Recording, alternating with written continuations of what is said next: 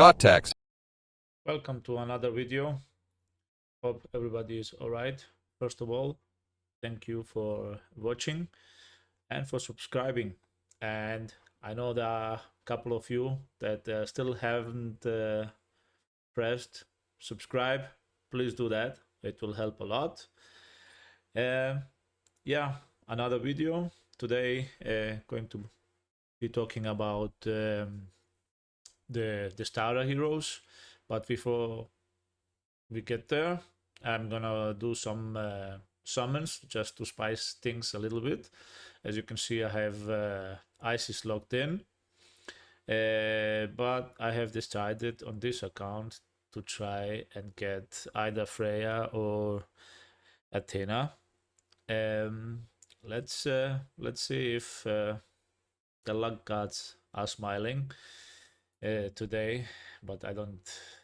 The hopes are not high, but anyway, we're gonna try. But yeah, it looks like it has been for some time now. It's basically rares, few epics. What do you say? Looking forward to see his kit. Another 10 rares. Well, I should get one Lego if the statistics are correct. And there she is, Morgan Le Fay. She looks, her kit is actually not bad. But no, it's not the hero that I want on this account, so I'm gonna keep going. Let's see if we can get another one. Oh, Grendel, what the hell? Another one that a lot of people are beginning to realize that he's actually pretty decent. And but yeah, he's not the one, and I don't think my luck is gonna continue. This has already been crazy, but maybe I still have 150 stones. So, and with 2 Legos already, this is actually becoming, holy shit, a third one. This is crazy. Loki, yeah, I'm gonna keep going. Incredible. Well, a few weeks ago I had a summoning session as well. That was also crazy. This looks like even better, at least with the amount of legendaries, already 3. That's crazy, but none of them that I want. So I'm gonna keep going, and yeah, let's see, 7 more tries. I would be surprised, to be honest, if I got another one, but you never know. Maybe my luck is pretty good today. And there we go. Holy shit. And it's actually one that I wanted. So I'm gonna take Freya. This is actually unbelievable. Really crazy. Holy shit. 4 legendaries in 210 stones. Wow. Crazy. Well, she was one of the 2 that I wanted. And yeah, I'm more than satisfied. And just out of, let's take the last 3 as well.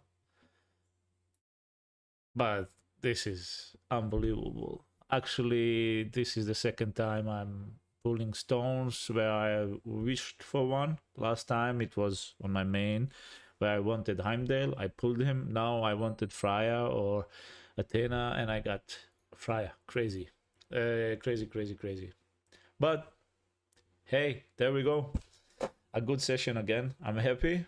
And yeah, but let's continue with today's video, which is actually where I'm going to start talk a little bit about the starter heroes. And I'm going to use Raven Pyro's webpage, and if you don't know about the web page, it's actually pretty good. Has all the info that you need regarding heroes, Godforge. A lot of content creators are putting videos and everything on the page, so it's really helpful. Keep up the good work. And as I said, I'm going to use the page today to show the 3 starter heroes.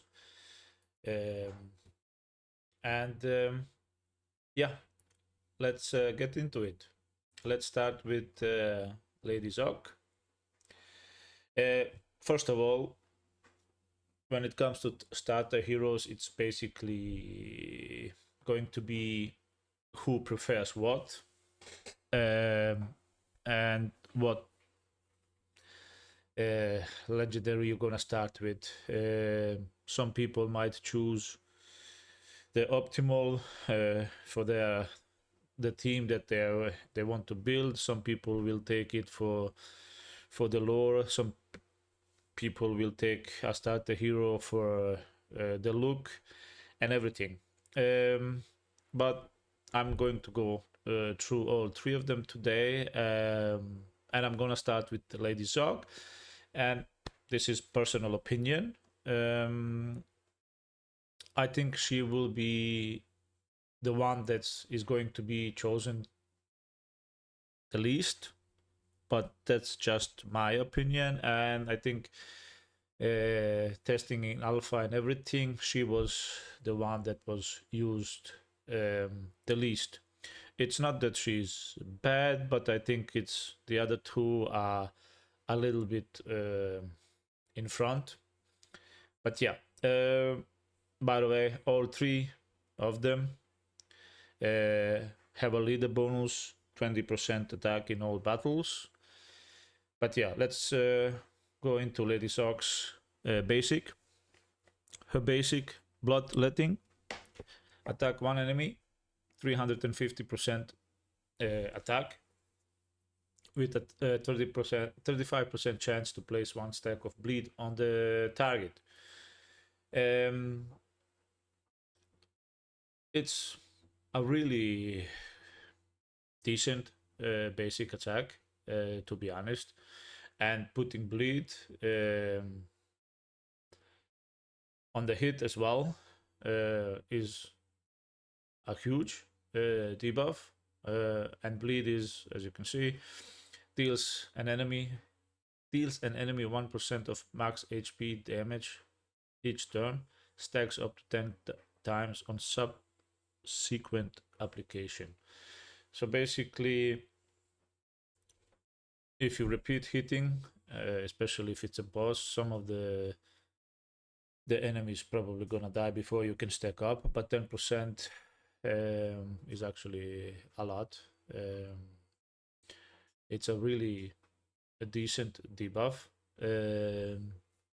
but it's more of a boss mechanic than it's a trash wave mechanic, and this is actually the reason she is probably going to be picked the least of the 3. But as I said, that's just my opinion. And yeah, and awakening, when you upgrade her along the way, if an enemy is defeated by this ability, place 1 stack of bleed on the enemy with the lowest HP, which is decent. But all in all, her basic skill is actually not bad. 350 attack is pretty decent. I'm gonna jump over these because they can change in early access. Right now we don't know if it's gonna stay like this or not, but I'm basically just going to take the main thing on the skill. Her core, Vision Serpent, attacks all enemies, 420 attack percent, with a 25 additional chance to strong hit, has a 80% chance to place 1 stack of bleed on each target. Again, it's bleed up here. It was 35%. Here is 80%. So basically we need to build her a little bit with accuracy, so she can land each hit 100%, at least with the bleed. 420 on all enemies is actually pretty good, and she can hit. But yeah, she will need a little bit of accuracy to land the bleeds. And again, when you upgrade her, awake her, at least on Awakening 3, but we will see if it still is on 3. Also heal this hero for 50% of the damage inflicted. So there is a little bit of self-healing on this spell, but decent core. Moving on to her ultimate. Attack all enemies, 265% attack 2 times. If an enemy is defeated, place speed up 2 on this hero for 2 turns. And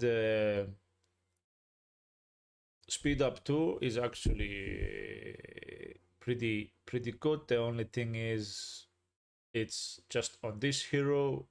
If this spell was on all allies, this would have been a whole different story when it comes to picking her or not picking her. But as it is, it's only on this hero, which is an increase of speed stat for 20%, which is great. But I would have wished for that this was put on all allies. That would have been actually maybe a little bit overpowered for a starter hero. Hey, we have to wish sometimes. But yeah, it's decent, but only on her. And again, there's a awakening on her ultimate. If an enemy is defeated, reduce the cooldown of the core ability by 1 turn. So if she kills 1 or more enemies, there's a chance her core is going to be reduced. So another decent spell. Moving on to her passive, Mouth of Thorns. Increase damage inflicted by 2% for each stack of bleed on the target. That's her passive. Actually not bad. But as I said, for bleed to come in effect, it's probably going to be on a boss, on the trash mobs. You're not going to stack a lot of bleed stacks. So unless, of course, you pair her with Dracula, which is another story, then maybe she can be better than she maybe looks. But yeah. And her imprint, again, same name, increased damage inflicted by 1% instead of 2, which is decent. As I said, all in all, a character that is probably going to be picked the least of all the 3, but as again, that's just my opinion. Some people will, as I said, pick her for the lore, some for the looks, and some even for optimization for a team. If they end up with a certain hero, for example, if you start with Dracula, I would consider taking her as well, so the bleed stacks can stack a little bit faster. But yeah, moving on to the next one, which is Ramses. He's actually the one that I chose for Alpha 2. Great damage dealer. Probably has the best numbers of the 3. But yeah, again, as I said, all three of them have leader bonus 20%. Just gonna skip that. Going down to his basic Curse of Arrow. Attack one enemy, 320% attack, with a 35% chance to place acid on the target for 2 turns. 2 turns is always good. And acid disables armor sets and deals 5% max HP damage at the start of the turn, deals double to shield and barrier. Disables armor sets, that's something that we will see when the game launches, how this functions. Right now it's a little bit unknown what exactly and how it's going to turn out, but deals 5% max HP damage at the start of each turn is actually a lot. So it's really decent. As I said, his numbers are actually not bad, and a lot of people will probably end up starting with him. But as on Lady Zog, only 35%, and on core when I get there in a bit, 80%. So he will also be needed to be built up with accuracy, so he can land acid every single time. And he also has a awakening when he's upgraded. If an enemy is defeated by this ability, place acid on the enemy with lowest HP for 3 turns. It's basically the same as Lady Zog, but the only difference is it's for 2 turns. So he's a little bit, to be honest, better than Lady Zog on his basic, because same percentages and everything. Yeah, acid is different to bleed, but 2 turns, that's great. His core, undefeated in battle, attack all enemies, 420% attack, with a 25% additional chance to strong hit, basically the same as Lady Zog. Has 80% chance to place acid on each target for 2 turns. Again, as I said, accuracy, so he can land each time. And he also has awakening, also place man on this hero for 3 turns, which is a self-healing buff.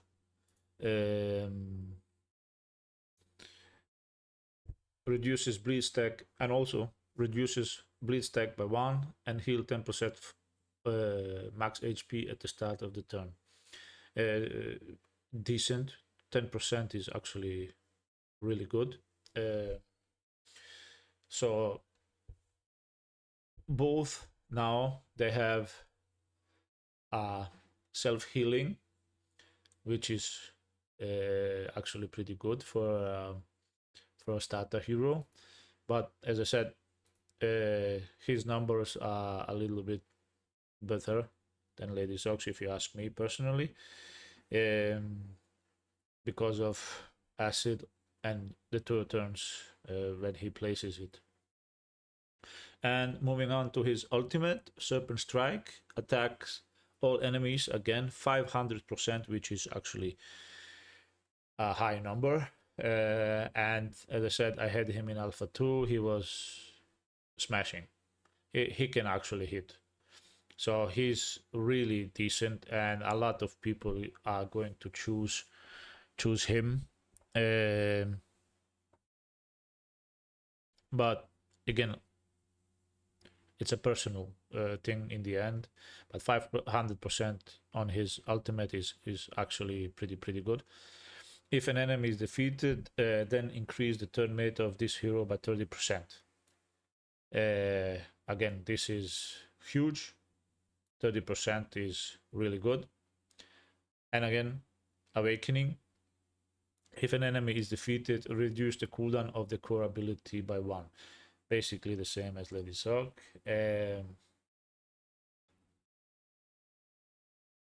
Really hard hitting ultimate ability.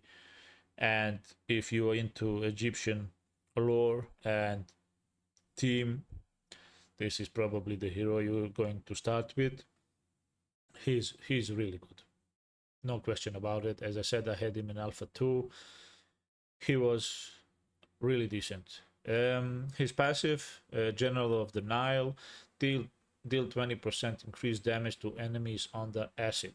So basically, this tells you you need to build him up with accuracy so he lands it every single time, because so you can take advantage of his passive. 20% increased damage is quite a lot, and I don't think it's going to require that much to build him to 100%. But yeah, we'll see in the game how the gear is. And for his imprint, it's the same. It's just only 10% instead of 20, which is decent. Yeah, and moving on to the last one, Guan Yu, and this is my choice for the starter hero. I tried him in Alpha 3, and I found him to be better than Ramses that I tried in Alpha 2. I also tried later on Lady Sog, but this is definitely guy for me. Plus, I like the Asian lore. So for me, no question about it. It's going to be Guan Yu for a starter hero, together with Heimdall on my main. And I will need to find 2 more members for the team, and I'm gonna make a video soon regarding the teams, so stay tuned for that. But yeah, same 20% attack in all battles, which is great. Is basic cold steel. Attack one enemy 320 attack. If the target is on the drain, then inflict additional damage equal to 5% of the target's max HP. This is incredible spell, especially the drain.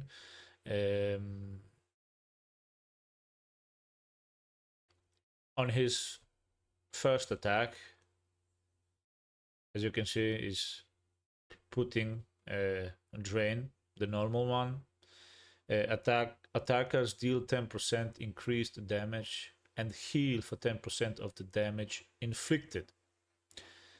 But when he is awakened, if an enemy is defeated, but this ability plays Drain 2 instead on the enemy with the lowest HP for 2 turns. And Drain 2, as you can see, is 20%, which is a lot. That means every time if he lands Drain, every time, not only him, everybody else on your team is actually healing. Because it says attackers.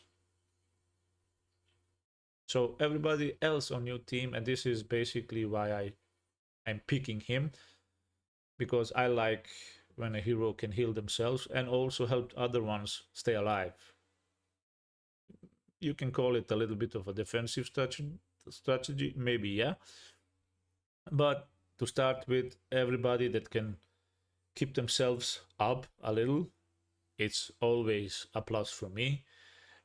So Drain not only increases the damage you do to the targets, but it also heals you, which is incredibly strong. And as I said, that's the reason I'm starting with him. Yeah, decent basic. When awakened, even better. But when we get to his core, crescent slash, attack all enemies for 20% attack with a 20 it's basically the same as the other two. The difference is here he places drain 2 for 3 turns, which is a huge debuff, as you've seen a few seconds ago. And Awakened also heals this hero for 15% of the damage inflicted. Great. So this means basically he can stay alive for a longer term. But as the other two, you will have to build him with accuracy so he can land the debuff every single time.